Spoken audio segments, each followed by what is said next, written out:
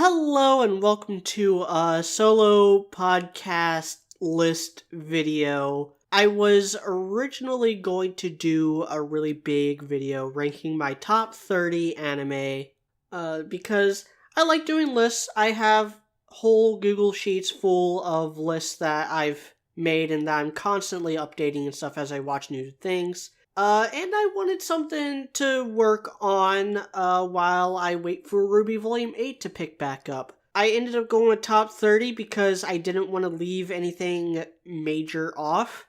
And so at that point, I decided that it was too big for me to try to edit to the same quality as my reviews and honest looks. So I decided with the podcast format, and I'm, flying solo. I do have a script, sort of. I have like a little paragraph on each entry.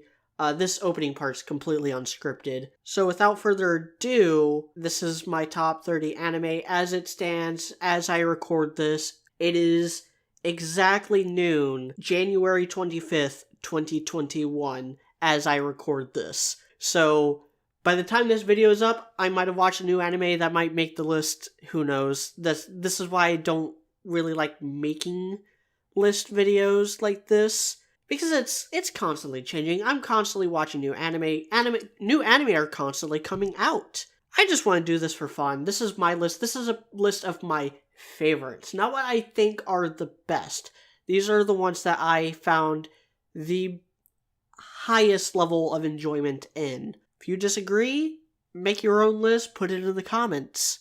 So without further ado, number 30 is Neon Genesis Evangelion, this 1997 Gainax show that completely reinvented the mecha genre by making the mech somewhat alive and taking the cast and audience on a wild existential ride. I enjoyed all of these, otherwise they wouldn't make the list. I do find Neon Genesis Evangelion very overrated. I know a lot of people that are like, oh, this should be, number one, if not like at least top 5. This is like top 5 most important anime ever. I thought it was fine. I really liked the middle part, and I don't say that about a lot of shows. I thought it had a really rough start. The first couple episodes are kind of garbage. I think it had a really rough end because of studio interference and budget problems. But the middle part, the part that actually gets into the development of like Asuka and, what Shinji is as far as the Evangelions go, I thought that was all very fascinating stuff. It's very interesting. And they get a lot of mileage out of its relatively small budget, rather. Gainax did cut a lot of corners. A lot of it comes off as pretentious. A lot of fans have ascribed meaning where there probably wasn't any. Just for an example, the elevator scene, a lot of people were like, oh yeah, that's so deep. Like, no, it's just Gainax, cutting corners. And to Gainax's credit, they've been very open about the production problems that they experienced putting the show together. They've been very honest about like what does and doesn't have deeper meaning than what was just on screen. 29 is JoJo's Bizarre Adventure, another one that might catch flack for being so low, but my experience with the JoJo fandom has been very weird, because as hype as this show is and as much as people love it, a lot of people realize that it's actually really freaking dumb. And I like that about it. I like that about the fandom, too. Same reason with Dragon Ball, which we'll get into later, trust me. So, JoJo's Bizarre Adventure, the manga started in the late 80s, and it was very of the time. And I criticized those early parts on YouTube here with my own JoJo's Bizarre Adventure videos. It was very much 80s machismo meets Castlevania. I was not a fan of those first 2 parts. Those first 2 parts are why this is as low as it is. If I were to just be like, okay, part 1 and part 2, they don't exist, we're going in part 3, 4, and 5. If I were doing that, this would rank a lot higher. This would rank not like top 10, but it would probably crack my top 20 if that were the case. I love how creative the action gets. The style is hit or miss, I think. I like that tonally it all works and it all fits, but the style and genres and characters they change with each part. I like how ballsy Araki is with that. And I like how ballsy David Productions is with the animation and with the sound design and how everything just it really hits, and the action is very, very creative. These are some of the most creative fight scenes I've seen in any medium, particularly in part 5. Like, if I were to rank my top 10 favorite JoJo fights, half of them would be from part 5. And like 3 of them would be from part 4, and the others would be from part 2, and maybe one from, part 3 rather, and maybe one from part 2. The Caesar versus, was it AC/DC he fought? Where he like reflected the bubbles off the light?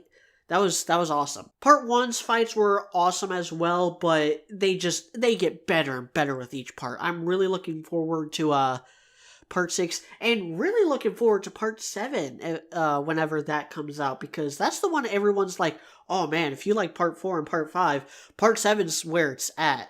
I'm not reading the manga, I'm an anime only with this. I do know a lot of the major spoilers, which I won't say here just in case people watching this are also anime onlys. Because I know a little bit about what happens, it actually helps me like kind of build up hype for seeing it in action and seeing it actually play out on the screen. Number 28 is Kill la Kill. Studio Trigger's 2013 Ode to All Things Batshit is retarded in the best possible sense. I really admire Studio Trigger for just how, like, much content they have with the corner-cutting tendencies of Japanese studios, and how much they just love Western animation. There haven't been a lot of Trigger shows that I've ended up loving. This is one of them. There's one other one on this list. But I always admire their work. I always admire the animation. I always admire how much work and effort and passion they put into it. Kill la Kill is kind of like the pinnacle of what they are about. And not just Kill la Kill as a whole. Kill la Kill as a whole is fine. It's good. It's kind of freak of the week at first, and then it builds up this ongoing plot line that really comes into its own in the second half. And then just so much happens. It goes by so fast. It goes from, Gear 1 to Gear 50 in the span of like 10 episodes. And it almost feels like it's a purposeful middle finger to Dragon Ball, Evangelion, and One Piece, and all those other shows that will take a chapter of manga and drag it out to like half an episode or even a full episode in One Piece's case. One Piece, not on the list, by the way. I think the anime is kind of trash. But there's this one scene in Kill la Kill, I can't remember what episode it is, I can never remember episode numbers on stuff like this, where they do like a recap. They start doing like a clip show, but they blast through it so quickly, and then they make a joke about how quickly they blasted through the recap, and that was one of the most satisfying things I've seen in any anime. Number 27 is K-On! It's not the only Kyoto animation show I've seen. It's the only one that I've really loved. I need to watch more of their stuff. Dude What the Heck has been recommending me Kyoto animation shows for a while now, and I haven't really gotten to watching this. It's basically this and Dragon Maid, and I thought Dragon Maid was just fine. There's not really much to say about K-On! There's no deeper themes or characterizations or plot lines. It's pretty episodic. It's just about a couple girls in a high school band. And not like a marching band, like they have like I think it's called like the Pop Music Club.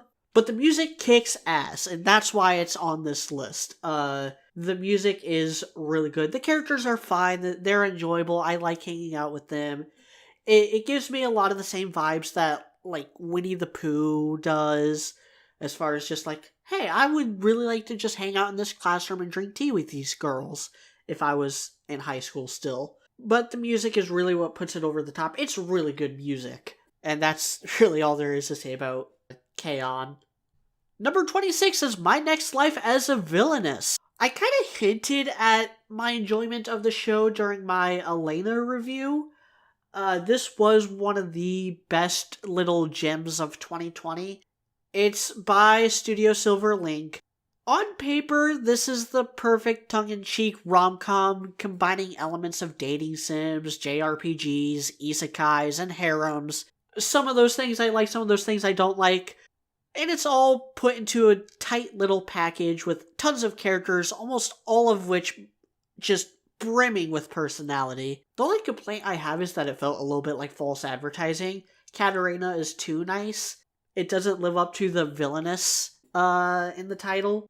This show is a little more recent, and it's not as popular as the shows I've talked about already. So this little nerdy, like, high school girl, she dies and gets isekai'd into her favorite dating sim game, or otome game.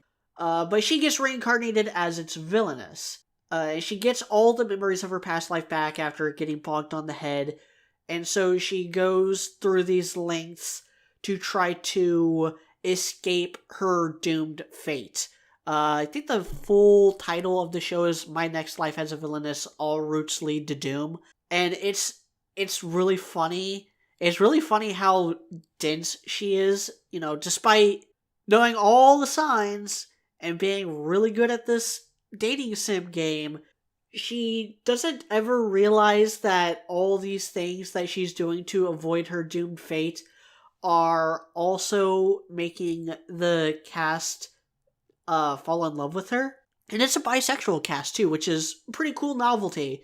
Now you got plenty of girls and guys as part of this harem, which is neat. You don't see that a lot. It's usually either a standard harem with, like, maybe a token guy, like Gasper from High School DxD, or you have the reverse harem, like Ouran High School Host Club. I'm really looking forward to Season 2 coming out later this year. Number 25 is Madoka Magica. Puella Magi, and Madoka Magica, the 2011 anime by Shaft. It's really short. It's only 12 episodes long, and it also has a movie, similar to, End of Evangelion situation, where they decided to wrap up all the plot lines in a movie instead of making like a 13th, 14th, and 15th episode. It's pretty intense. It is a deconstruction of the magical girl genre, which is a genre I'm not really familiar with. So after watching this, I actually talked to people who were, more up on their lore and more up on their magical girl shows. And I got it. I at least understood what the show was trying to accomplish. I do feel a little cheated out of it because the characters are so good. I really like all these characters that I want them to be happy, and I wanted to see what it would be like if these characters were in a more typical Sailor Moon style magical girl show where, nobody dies, everyone just lives and fights and loves and lives happily. Number 24 is Demon Slayer. Oof. I hate this manga.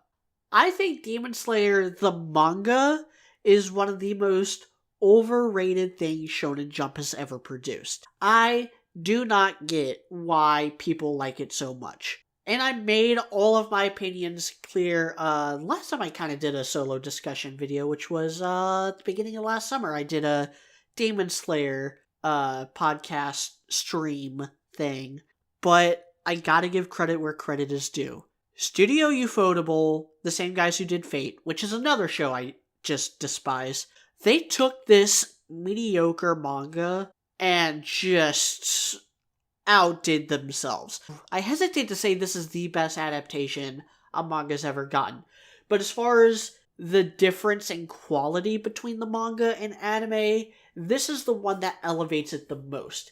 Any anime that might be a better adaptation are also adapting way better source material, like Fullmetal Alchemist, My Hero Academia. But no, even as far as anime goes, ignoring the manga and stuff, this is a better anime than any season of My Hero Academia. Any season. On the whole, My Hero Academia is still better. But it's just had a lot more time, and so there's a lot more development that's been on screen. It's brilliantly made in every sense of the word. The animation, the sound design, the soundtrack, the voice acting. Not so much in the dub. I did hear a little bit of the dub. I wasn't a fan of Inosuke in the dub. I think even if the really terrible parts of the manga get adapted, which they will, this has been ridiculously successful. They just had that movie come out a few months ago now. The Mugen Train arc got turned into a movie, and it blew box office records out of the water. It surpassed Spirited Away. So it'll definitely get a second and maybe even a third and fourth season. Third. I think if they do 24 episodes per season, they can do it in 3. But I think even though the manga gets worse and worse as it goes on, this anime will still be pretty damn good through to the end. I might even have to put it up a couple spaces if I continue to enjoy the anime more than I like the manga. Number 22 is Little Witch Academia, another Studio Trigger show, this one from 2017. It's really cute and adorable. I actually just rewatched this for a different video that'll be coming out in a few weeks. I really love this style.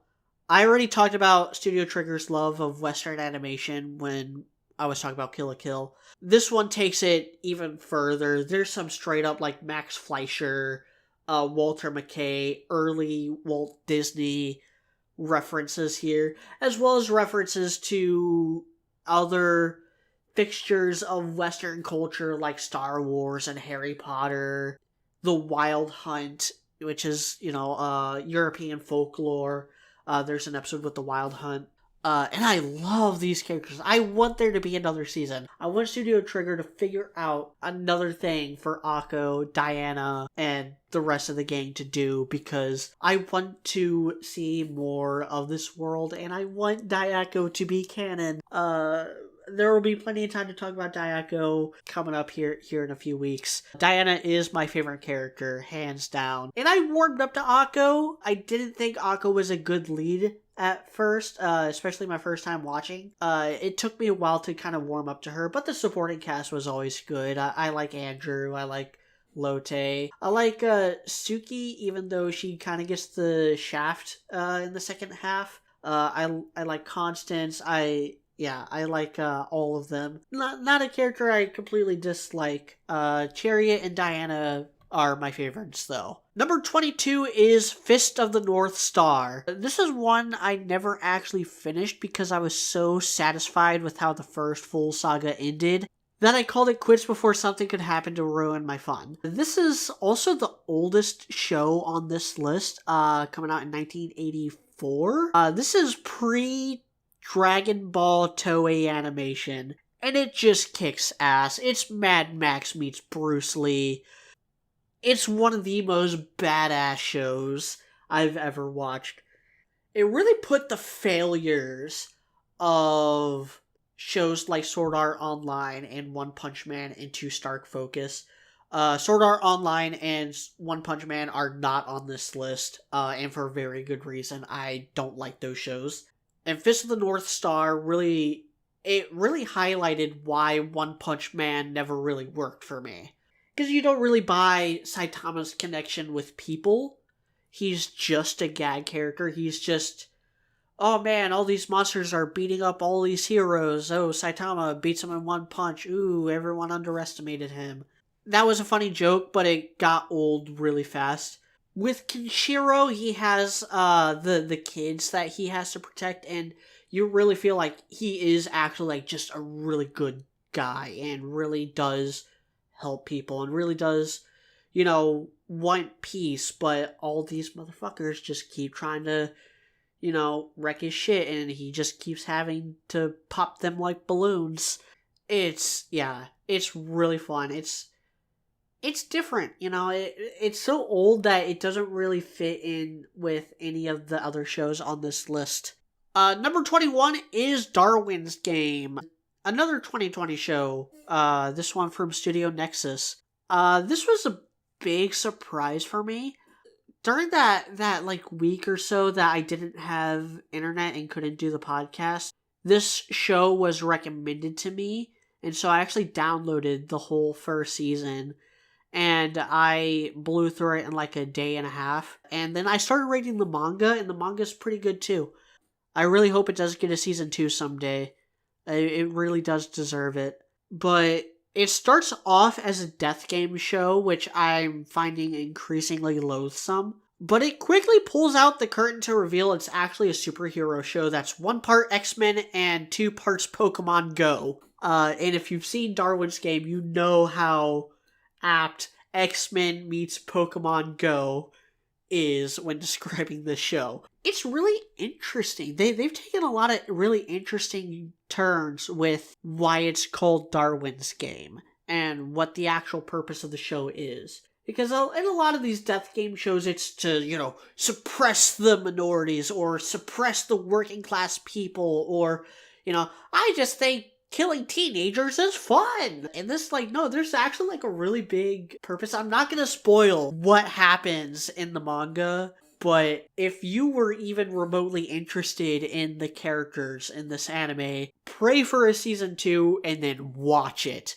Because season 2 is going to be really hype. That, once it's announced, that will become my most anticipated show of the year. The only thing that might surpass is if if anything higher than this has another season announced. It really does just take the most creative routes with a lot of typical stuff. I really like Shuka and Kaname. I really like their relationship. I don't like how fast it progresses to what it is, but that felt more like the mangaka not wanting to write about them getting together and just wanting to write them together. But they make a really great pair. You have the guy who's kind of figuring things out, who's really smart and just natural at this game, versus, the girl who, she's been playing this game for a long time. She knows all the ins and outs. She's got a body count, and she really understands her power to a level that few people in the game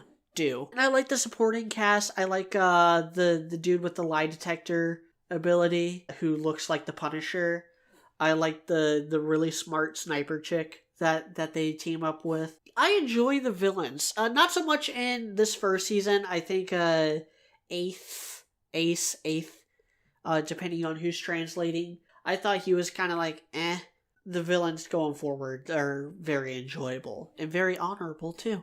It's a lot of fun. Read the manga if you can't wait for season 2. Number 20 is Nisekoi. This might be controversial, but I'm judging these as anime, not as franchises. I know I talked a lot about the manga in Darwin's Game, but the fact that I even picked up the manga for Darwin's Game is a testament to that show's quality. I don't read a lot of manga, so I don't care about how botched the ending of Nisekoi was. I don't know how botched the ending of Nisekoi was. I do know who wins.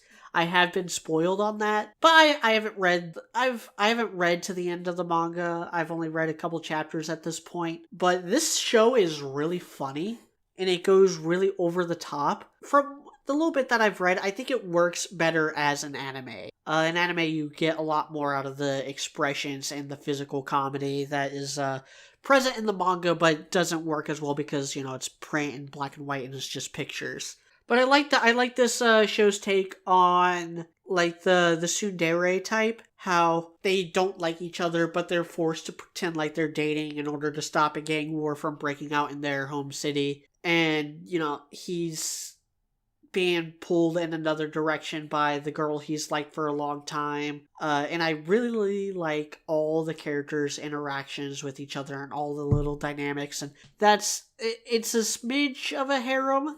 Even though there are multiple love interests, there's really only 2 that are important. Onodera and Chitoge. Yeah, Tachibana doesn't stand a chance, I think.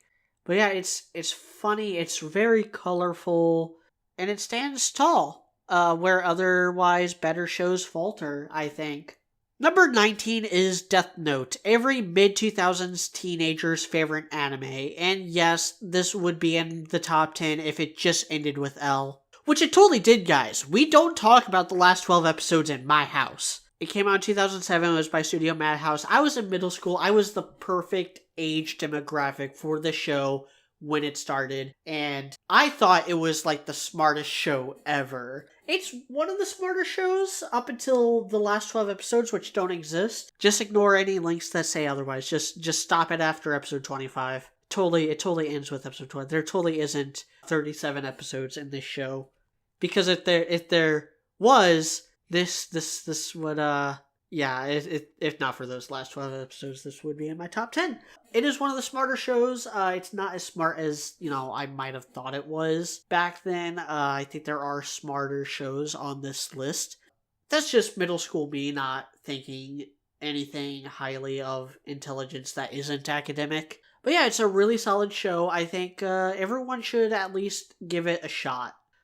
Even if they end up not liking it. It's very different. It's not your typical dark, edgy anime.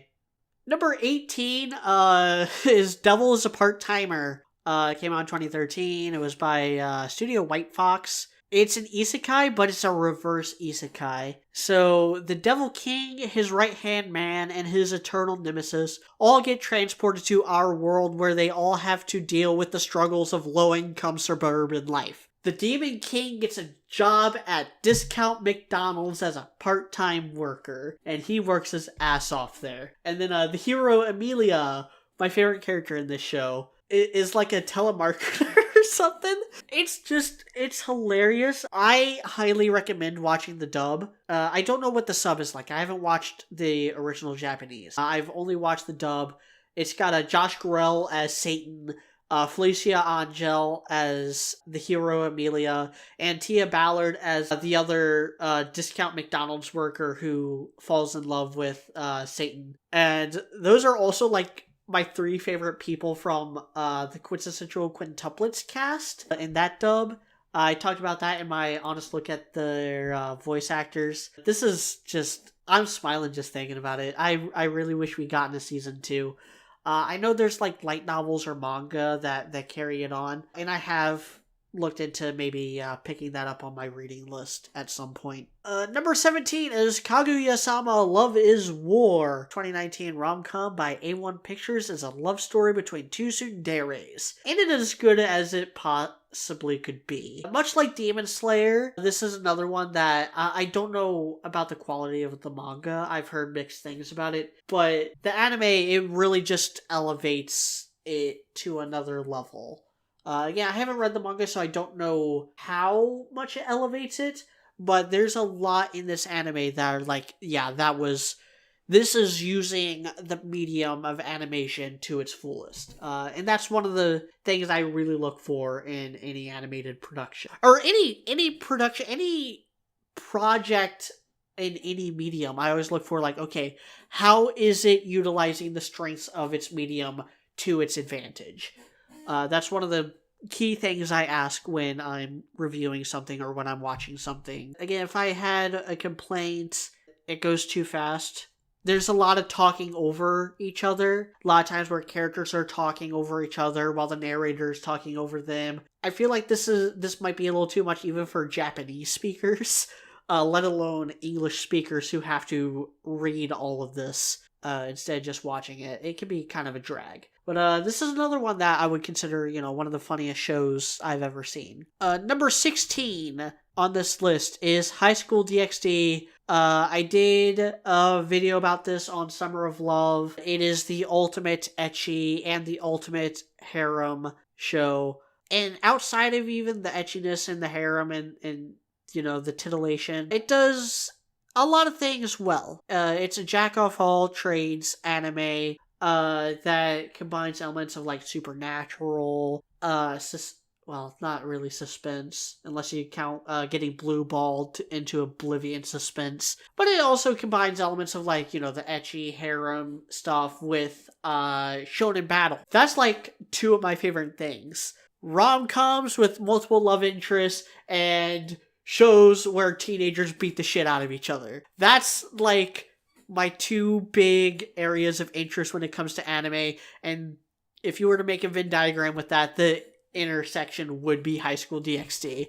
And Trinity 7, which I didn't like as much, but I thought was still good. Yeah, this is another one that I always look forward to new content for it. Anime-wise, I haven't read any of the light novels. Light novels are really hard to find. I've looked for them, which is more than I can say about a lot of these. I've actually looked for the light novels of High School DxD. I've just never found one that's like for free or for cheap within my budget. If you want more organized thoughts, I do have a video on High School DxD. In fact, I think at this point, there's like 3 shows that I haven't done videos on yet. After this, number 15 is one that might actually be getting knocked down a lot of places now. It's Quintessential Quintuplets, a bare bones adaptation of my favorite rom-com manga. Season 1 was by Tezuka Productions, Studio 2 by Studio Bibberi. Even the bare bones Quintessential Quintuplets adaptation is better than the best possible versions of Kaguya-sama and Nisekoi. That's just my opinion. This is right up there with like One Piece and Naruto as my favorite mangas of all time. So obviously the anime is going to make this list because it was good enough. It didn't destroy the manga the way that the One Piece anime does. But yeah, I've done plenty of videos on this, but not enough. I'm working on Quint Breakdown Part 5 as we speak. I was actually working on that earlier today, and that'll come out in a few weeks probably. But yeah, I'm doing the Quint Breakdown series. I did a review of it. I did honest looks on it. And I will continue to do those until I do a breakdown of the entire manga. And the video game, which I will absolutely get if it's available in the States. I will get that on PS4. In fact, I will stream it. Season 2 has been beyond bare bones. It's not like One Piece, where they're just dragging everything out. It's the exact opposite, where they're cutting stuff. And they're cutting stuff that are really important things. They cut out like 3 full chapters that would have been episode 2, so they cut out like an entire episode's worth of content. To what end? I don't know. It's still going on, and it's kind of filling me with dread. What they're adapting well, which is why I didn't delete this off the list entirely, but it really makes me worried. But yeah, I love Quintuplets, I love all these characters, I love everything about this series, and the manga is just one of my favorites. Number 14 is My Hero Academia, the ongoing shonen battle series by Studio Bones. It started in 2016. It took me a while to get into this, but once I did, I got hooked and then jumped into the manga. No manga spoilers. I'm not quite caught up yet. Or, I'm not caught up again. My Hero Academia is one of those where I read it like once a month. I'll read like 2 chapters a month. That way it's always further ahead than me. And one of these days I'll end up like really getting into the arc or whatever and reading it through to catch up and maybe even start reading it week to week again. The manga drags in places though, and the anime kind of suffers for it as well. Sometimes it's a bare bones adaptation, other times it's really good and really does elevate the source material, which is why this is higher than Demon Slayer. That and just the fact that more of it has been adapted into the anime. So more character development and stuff, and all the stuff that Demon Slayer is going to lack even when the entire thing gets animated. My Hero Academia has already surpassed the potential of Demon Slayer. But yeah, I do think this is one of the all-time greats of the genre. I really like the world. I really like the creative use of powers. I love All Might, I love Deku, I love Bakugo, I love the villains. I love the villains. Villains are the best part of the show. Even though I do love the heroes are, they're kind of typical heroes. The villains, on the other hand, are anything but. And that's the main reason why you should watch and read My Hero Academia, because the villains are just awesome. Number 13 is Hoseki no Kuni, aka Land of the Lustrous. It's 2017 show, Studio Orange. Season 2 win. This is another one that I really fell in love with. I really loved the existential nightmare of the story and how much it just adheres to its own allegory. It is an allegory on the nature of human existence and how trauma changes us all no matter how strong we are. It's otherwise nonsensical, but I gotta respect it for just how firmly it sticks to the metaphor. The manga, on the other hand, is kinda shit. Story's good, the characters are alright. The art of the manga, though, is really fugly. There's like no shading, it is just stark white and deep black, which does create kind of its own unique visual style, but when all the characters look basically the same other than like a hairstyle and hair color, it's really hard to tell who's who in the manga, especially with how many characters there are. Yeah, this is another one that, like, if a season 2 got announced, I would be super hyped for it. It works way better as an anime than it does as a manga, in my opinion. Number 12 is Dragon Ball / Dragon Ball Z.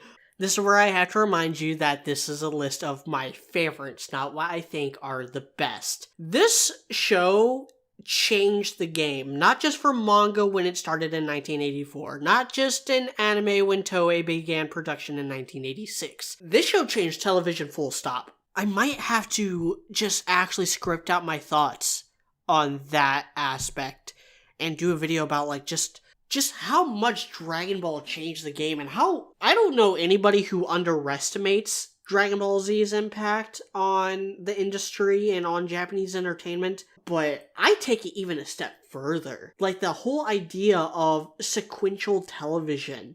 The fact that there are now kids shows with big overarching storylines like Gravity Falls and Steven Universe and Star vs. the Forces of Evil. Those shows would still just be episodic if not for Dragon Ball Z coming out when it did, the way it did, and how popular it got when it got popular. Even like primetime network shows, your Law and Orders, your CSIs, your How I Met Your Mothers, like these primetime sitcoms and detective shows and stuff, like all these shows, in the 80s and 90s, they were all very episodic. They were all very, case of the week, joke of the week, situation of the week. But then they start building like their own big overarching plot lines starting in the late 90s, early 2000s when Dragon Ball Z came here stateside.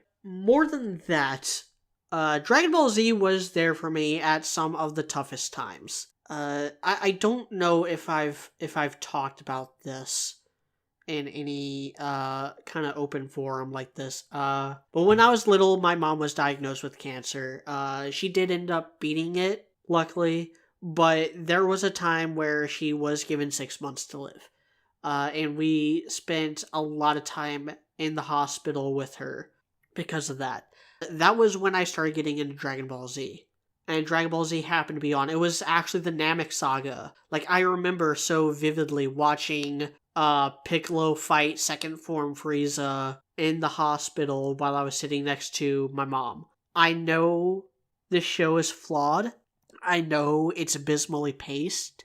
I know that it does a lot of things that I rail against other shows for doing. It does all the same things that made Evangelion number 30 on this list instead of higher. It does all the stuff that Kill la Kill was so high on the list for making fun of. It uses those shortcuts to build up hype. Because when the show decides to throw down the gauntlet, it's without peer. Even better manga and anime within its genre can't help but live in the show's shadow. Like, I said this about One Piece at one point. Early One Piece didn't really work for me because it was trying too hard to recreate Dragon Ball rather than create One Piece. It wasn't until, like, Baratie and Arlong Park that Oda kind of found his footing with what he wanted the show to be, and it wasn't until Alabasta that he was able to actually, like, really do that.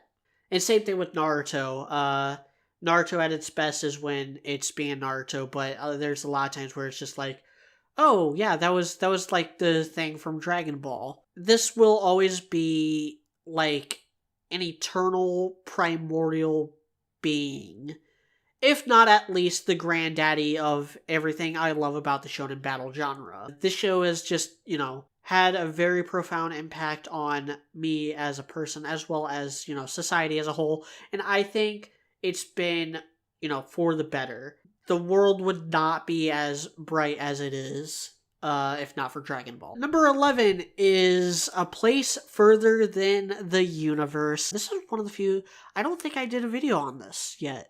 I kind of watched it a little just shortly after it came out, and I haven't gone back and rewatched it, but it has really stuck with me. It's a tearjerker. It had me on the verge of... I'm a pretty tough guy when it comes to my emotions and stuff. This had me on the verge of tears more than once. It starts off as a simple story about 4 girls trying to get to Antarctica, but it becomes a harrowing, emotional exhortation about ambition, coping, loss, and longing. It's absolutely gorgeous. The style might not really work for me. The characters and stuff are pretty simplified, but the backgrounds, the environments are almost photorealistic, and so it kind of has this kind of... It looks a bit like Amazing World of Gumball. It's probably why it's this low on the list, and not in my top 10 anymore. Because it was. For a while, it was in my top 10. Only recently got knocked out by 2 shows I've watched much more recently that just... Oof. Yeah. In fact, let's get to one of them now. Number 10 is Wandering Witch, The Journey of Elena. I just did a review of this. I still plan on doing a breakdown series on this. That'll go like episode by episode and just detailing why I think this is the perfect adventure. But one thing I didn't mention in my review was how admirable it is that it gets so traumatizingly dark without once ever becoming edgy with it. Teenager media, he was an edgy boy. He listened to his Linkin Park and watched his Death Note and played his The Suffering Ties That Bind. That's an obscure video game reference right there. I think it's obscure. I don't ever hear anybody talking about it. But the fact that it does get a lot darker. Like, the dark stuff in this show is darker than the dark stuff in, like, Death Note or... it's about on par with like Gleipnir, as far as just how dark it goes. But it's not edgy. There is still optimism in it. Like I said in my review, every time it gets dark, it follows it up with an episode with Fran and then an episode with Saya. And this is where I think this is a very important lesson. The world is a dark and stormy place, There's constant wars and genocides and, things like, rape and drug abuse and murder, they all exist, but that's not the entire world. Even in the darkest places, even with how terrible things have been here in the States, there's still greatness here in the States too. There's still great people. There's still great food and, animals and places. Life is worth living, guys. It really is. And no matter how dark things get, it's not going to take away the fact that we have, things like the river, lakes, the ocean, just all these amazing restaurants and locations and history, sports, and just there is always going to be enjoyment to be had. It's not dour. And that's Wandering Witch is one of the few shows that I think has really tapped into that in a way that was actually meaningful. My Hero Academia does this a little bit too, where, it has darkness and then it has optimism. But in My Hero Academia, it's all in the context of action, whereas Wandering Witch, it's all in the context of exploration. More people will be taking trips than getting in fights. Like, that's just the nature of living. Even if you don't go on vacation like I did to Tennessee when I was a kid, I live within walking distance of a river. Once it gets warm again, I could go on an adventure to basically my backyard, and that'll be fun. Wandering Witch is one of the only things I can think of that really taps into that, and that's why it's so high on the list. Number 9 is Toradora. This is one I'm planning on rewatching soon, because it's been a while since I've seen it. I think I saw it like 3 or 4 years ago. I did a video on it during Summer of Love.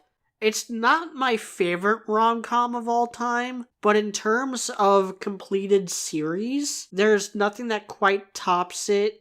Characters and the journey they go on. The only thing I might put above it is the manga for Quintessential Quintuplets, so if that were to ever get fully animated, it would pass up Toradora maybe. But even then, there's some arguments to be made in Toradora's favor.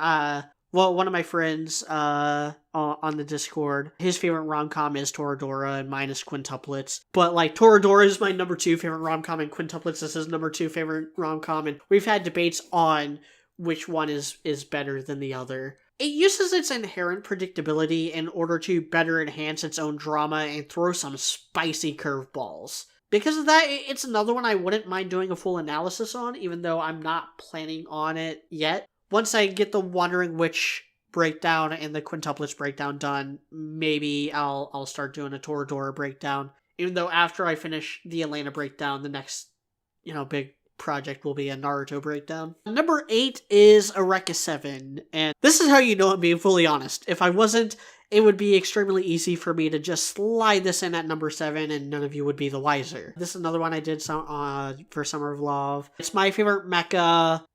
It came out in 2005. It was by Studio Bones. Yeah, it's not my favorite Studio Bones show. Spoiler alert.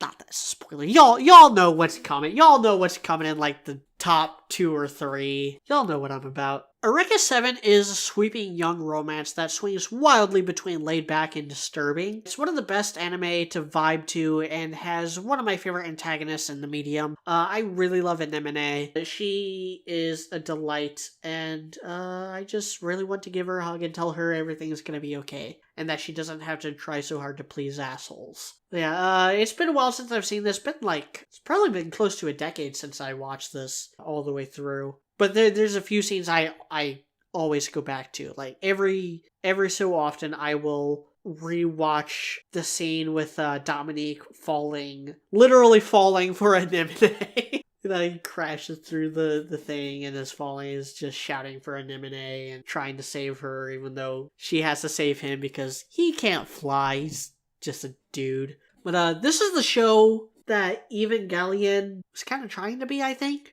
This was very, very much inspired by Evangelion, right down to the twist of like, oh, the mechs are actually alive, and the red girl is kind of a bitch, and the other girl is like totally cold and stuff, and oh man, the main guy, his father was like involved in all this stuff from the very beginning. Now that I think about it, Eureka 7 really did probably lifted more from Evangelion than even I realize. So I haven't watched Eureka 7 since watching Evangelion.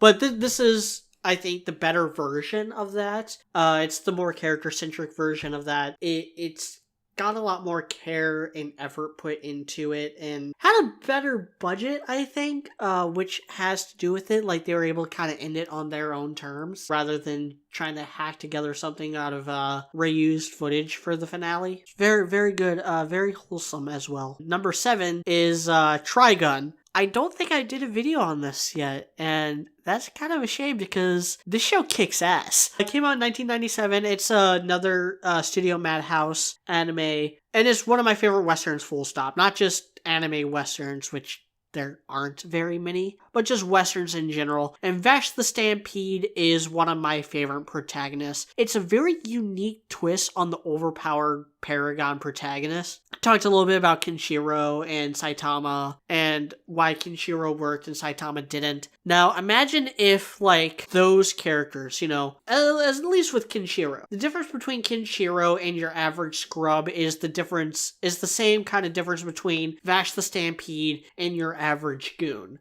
So imagine if those situations, but he was like super pacifist, super like into life and didn't want to kill anybody. Like it takes this dude 5 episodes to even fire his gun. It's constantly like, yeah, if he wanted to, he'd just mop the floor with these guys and be done with it. But because he wants to like save everybody, it puts himself at unnecessary risk, as well as his friends who often get used as a bait for him. It's a very unique look at what an overpowered protagonist would be like. There's a video essay on YouTube that I found that's like, Trigun is the best Superman story to not feature Superman. I think that is a very apt description of Trigun and of Vash the Stampede. Number 6 is Konosuba, 2016 isekai by Studio Dean. It hits the gambit on all my comedic sensibilities. I already did a video of this for Summer of Love. Love the characters, love the slapstick, love the trash talk. I love the strong characterization for our 4 lovably inept assholes, and how stellar the animation is, and how much it helps punctuate every comedic beat. This is another one that, like, I know light novels exist for it. I don't want to read the light novels, because there's no way this is as fun when it's not animated. But yeah, it's kind of the jack of all trades comedy for me. It's one of my favorite comedies of all time in any medium. The individual jokes aren't as funny as like the best jokes in Nisekoi or the best jokes in Kaguya-sama, but there's so many, and it's so fast, and there's so many jokes in each episode, and it hits this wide range of comedic styles that it's better than those other shows that are sometimes funnier, but usually not. Number 5 is one of the most recent entries on this list. Like, this and Wondering Which Elena I was watching around the same time. Ouran High School Host Club. This one, it has quite the reputation, and it absolutely deserves this reputation. It's another Studio Bone show, this time from 2006. There isn't a single bad episode in the entire batch. The best episodes are really good, and the worst episodes are kinda good. It's very consistent in its goodness. As I get further into lists like this, I find myself having less things to say about its actual quality. Yeah, the characters are good. Yes, the animation is fine. It's the only shoujo that I've actually enjoyed. It's the pinnacle of shoujo as far as I'm concerned. The amount of man service is just hilarious, and it's very over the top. It takes the piss a lot. Even though it only ranks at number 5, this is the most consistently good show on the whole list. The lows are not as low as the lows in any of these other shows, including the ones that rank higher. The ones that rank higher only rank higher because the good stuff is so much better than the good stuff in Ouran High School Host Club. Yeah, I really enjoyed this, and I'm really glad that I watched it when I did. Number 4 is the most, like, strategically intelligent show on this list. It's Code Geass, which also came out in 2006. This is by Studio Sunrise. It's the show that made me feel the smartest. It's on the same level as Death Note, but it didn't shit the bed in the end. Code Geass is on the same level as Death Note if it did actually end in with L. It didn't have 12 episodes that I refuse to talk about. As convoluted as it gets, the core conceit is deceptively simple. Everyone works together better when they share a common enemy. That's the show. Lelouch is a beautifully brilliant bastard of a protagonist, and I love just the depths he goes to in order to, like, solve these world level problems while also just sticking it to his old man. The other characters are A lot of the production stuff is really good. It does have the same kind of like a shoujo style, though, with the, like, really